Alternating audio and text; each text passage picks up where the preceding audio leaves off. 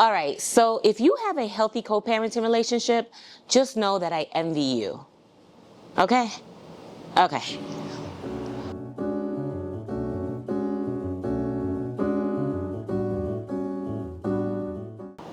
Hey y'all, welcome back to my channel, Dina J from around the way. Listen, I am just so over co-parenting. It sucks. I hate it, okay?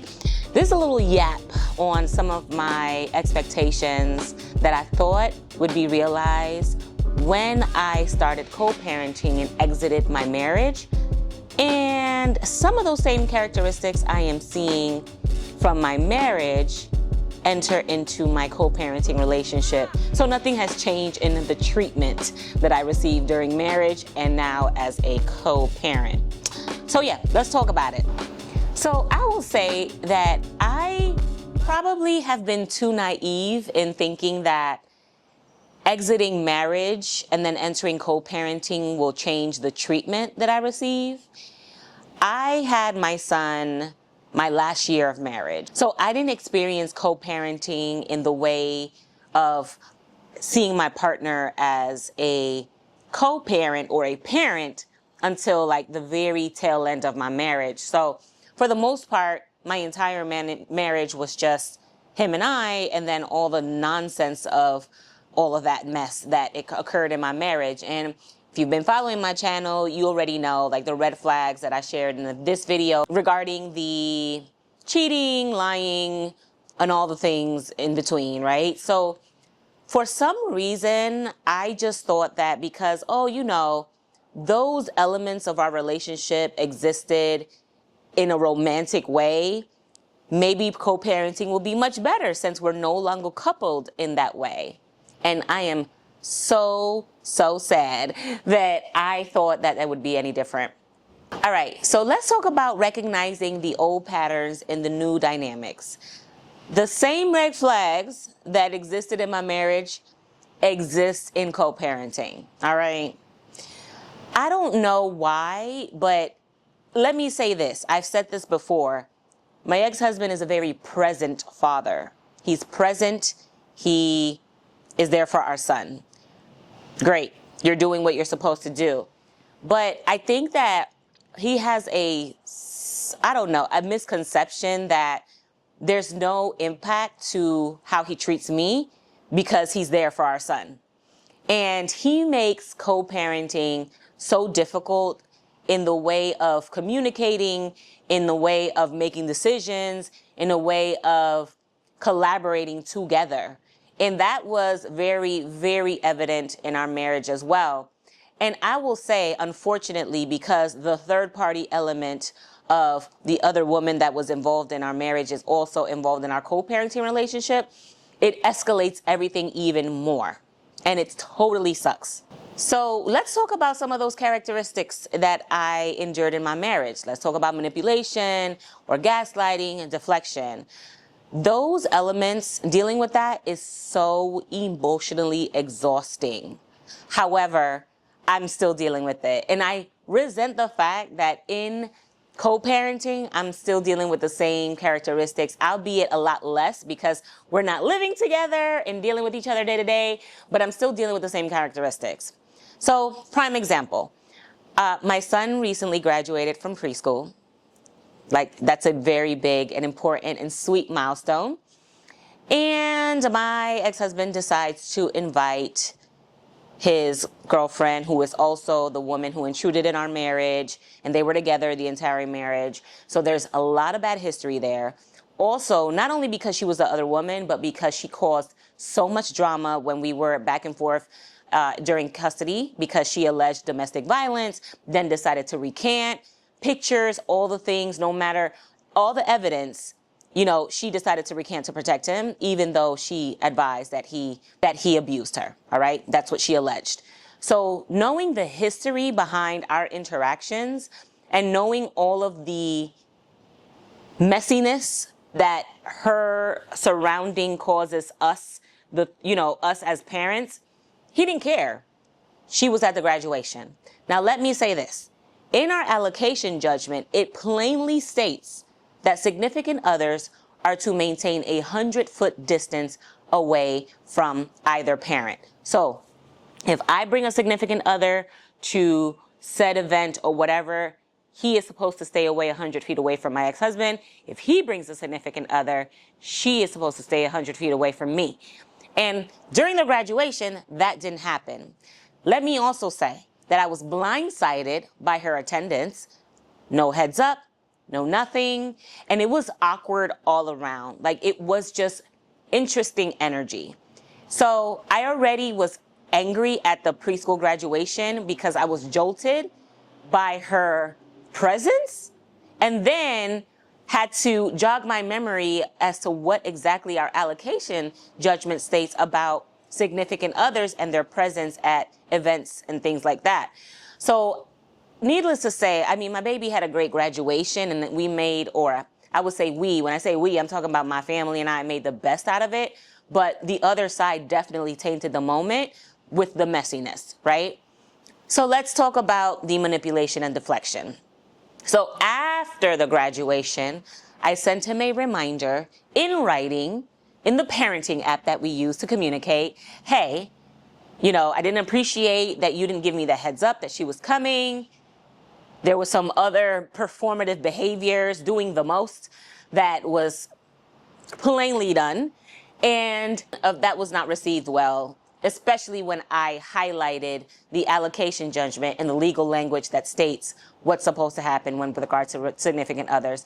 And I think the accountability piece, like everything, has always been a big issue in our relationship. Like, he'll do something, I'll call it out, and then it's no, but you do this and you do that, and it's never a focus on what he did. Like, it was a clear violation. He clearly violated our allocation judgment and refused to acknowledge it, right? Instead, his response to me was to call out that allegedly my son told him that I say negative things about him, and our allocation judgment also says not to disparage either parent. And I'm like, okay, wait a minute. I call you out on what you decided to do for our son's graduation and blindsiding me with her appearance and also not adhering to the judgment. Your response to that is to allege that my son is telling you that I speak negatively about him. What? And mind you, if that was true, why am I hearing it for the first time today when I'm holding you accountable on something that you did to violate our parenting agreement? One does not have to do with the other, yet all of a sudden you bring up this made up thing about what my son is telling you about what I speak about and try to deflect, right? So, of course, and this is probably where I went wrong, I went into a back and forth like, you're lying, right? You're deflecting. And the point of it all is that you were supposed to assure that she maintained 100 feet away from me if she was going to be in attendance. It was a very intimate space, so that was going to be difficult. And he also responded, well, I am not going to be bullied into keeping my significant other away or having her sit in the back row at an event just because of a judgment. So right there, you're telling me that you're not going to follow it. Wonderful. You're very smart there. And all of this is in writing. So I'm like, this is wild. But it's that manipulative deflection that I was just like, wow, like it kind of hit me like, it's just going to be like this forever. Like, he's just not going to change. Like, okay, right? And I just can't stand that. I really can't get away from that type of interaction with him, right? And I also don't understand why all of the animosity and the anger. Why did we sit down in court for hours and weeks and days on end and months on end combing out this allocation judgment if you're not going to adhere to it and you're going to do what you want anyway? What was the point? But I guarantee you that if I show him the same regard or lack thereof that he shows me, it would be a whole nother story. All right. So how I'm learning to protect my peace when it comes to shared responsibility, I am still learning this. However, a lot of people that have been in similar situations or in high intensity co-parenting relationships, they've told me that I just need to expect that he is never going to change, right? And even though, like, it would make sense for someone to behave differently once you're out of the relationship and all of the romantic fallout and the hurt and the pain of all of that ceases, that, you know, there would be changed behavior, but ultimately the person is who they are, right? And if they're not committed to making anything better, and they're not committed to treating you better, you're going to experience the same person that you did in your marriage, and hence you have to find a way to deal with it. And I think my responsibility in this is still allowing the upset to get to me, because I was super angry and disappointed, and I shouldn't have expected anything different. But I did, because, well, we're not freaking together anymore, right? And there's no need for him to act this way. But it didn't matter. Secondly, you know, when I think about the other woman, I try my best not to put so much on her, because she's shown low integrity from the very beginning, the entire time. I mean, she was sleeping with a married man for 2 years. So that doesn't matter. But even, you know, with her, knowing that she's a mother herself, I'm like, dang, like, you can't even just sit this one out, or just give space to allow for me, and even his father for that matter, to just enjoy this milestone without your nonsense, right? Without your intrusion. And something that she did at the graduation just really pissed me off. My son was standing in the line to get his face painted. I was standing behind the line just waiting for him to be done. She then comes in my space with my son and pulls my son out of the face painting line to take a selfie with him. And it was so disruptive. My son took the picture, went about her merry way, but then I had to deal with the fallout of my son losing his place in line. He's 5. It was my turn. The little girl got in front of him, and I had to deal with that. So mind you, she was supposed to be 100 feet away from me. She violated that. But that's more so on my ex-husband, because he probably didn't tell her that. And then she proceeds to disrupt his happy moment when he's with his friends doing his thing to take a selfie. Mind you, in spite of everything, because I'm not a ghetto bird, I didn't call it out during the ceremony that she wasn't supposed to be so close to me or anything like that. They had taken pictures already before the ceremony. They took pictures after the ceremony. So the photo ops were taken already. That moment, to me, was her being performative and doing something to get me to respond, because it didn't make sense for her to do that. And beyond that, why not just celebrate my son on your own when he's with his father or whatever, instead of intruding in the space? So for me, my expectations just have to be limited to who these people have shown themselves to be. And I still haven't learned how to do that, because I keep hoping that people will mature and do things differently, or even have a sit down with me. You know, at this point, since they've decided that they're going to continue on with their relationship, no matter all the mess that it caused him and I, fine. That's how things happen. That's what those type of women do. That's what that type of man does. So, all right. But at this point, there's children involved, right? Why not have a sit down? Why not say, you know what? I know this is awkward, but we got to do what's best for our son, da-da-da, let's try. None of that, none of that. It's constant animosity. It's constant rebuttals and deflecting when I call something out. Somebody did suggest, like, just keep it at the allocation judgment. Anytime he violates it, just, hey, you violate it, and keep it at that. And whatever else he decides to say after that is just his business. But he knew that him telling me that my son said that I say negative things was probably going to get a rise out of me. So that's why he said it, even though it's a complete lie. I don't talk to my son about that man about anything. There are certain things that my son says that don't make sense, or he'll say something regarding our family dynamics that don't make sense, and I'll correct my son. But as far as me talking about his father to him, absolutely not. If anything, I say, hey, make sure you tell daddy da-da-da regarding school stuff or daycare stuff. And that's about it. So for him to even go that low and lie on our son, it's just like, wow, dude, like, you're willing to lie on your own child just to stick it to me? How ridiculous, right? But, you know, this is who he is. And I think I need to remind myself that this is what it is, and stop expecting a change, because it's not going to come. anytime soon. He clearly is who he is still. And just to close it out, I think that it's important for other parents to understand that you are not alone in this, all right? There is a community of us out here that are struggling. I know that there are a lot of people that have healthy co-parenting relationships. And like I said at the beginning of the video, I envy you.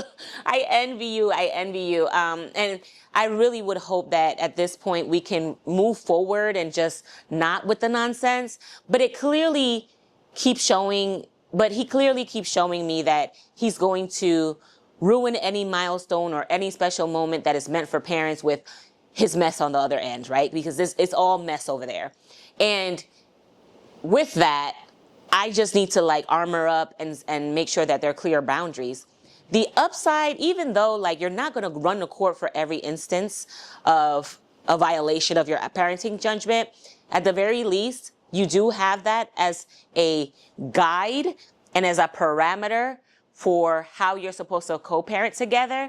And if one parent decides that they're going to go against it all the time, the very best you can do is just document it. Because what's going to happen is that they are going to make it very difficult for them to even modify the allocation or the agreement because he's still not showing good faith in parenting, right? So stick up for yourself, hold your boundaries, have boundaries, and at some point, and hopefully I'll learn this too, you won't get yourself caught up in the tizzy of responding to every nonsensical thing that they decide to share. Because if you're dealing with somebody that's manipulative or gaslights or just makes things up for the sake of a response, then you know they're doing it to expect a reaction out of you. And that reaction is going to distract from the very point of whatever they decided they were going to do to you that day or how they were going to respond to you that day.